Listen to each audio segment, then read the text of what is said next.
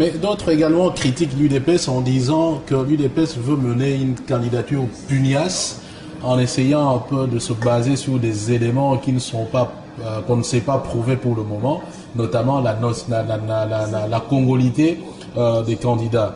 Et ce, il n'y a pas plus tard que quelques jours, votre conseiller politique, en tout cas au cadre de l'UDPS, pour ne pas le citer, M. Valentin Moubaké, douter de la nationalité d'autres candidats ou d'autres personnes qui sont, disons, dans la course à la présidence de la République. Vous-même, vous cautionnez cela ou comment appréciez-vous une telle situation?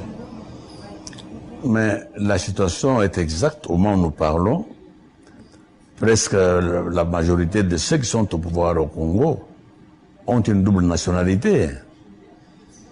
Donc voilà une notion encore essentielle dans l'existence d'un État.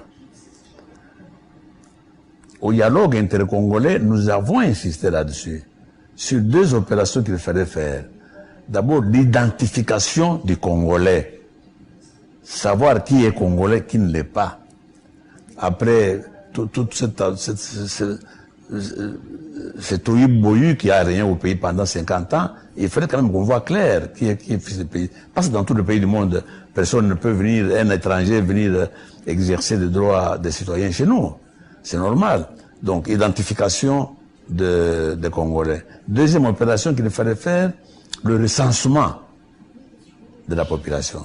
Depuis l'indépendance, nous ne savons pas combien nous sommes. On dit toujours, aujourd'hui 65 millions, demain 70 millions, 75 millions. Personne ne sait ce que nous sommes.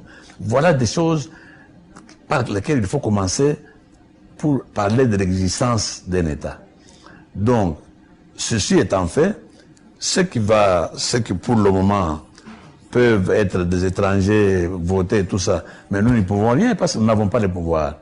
Mais soyez sûrs, dès que l'UDPS est au pouvoir, les choses seront très claires là-dedans.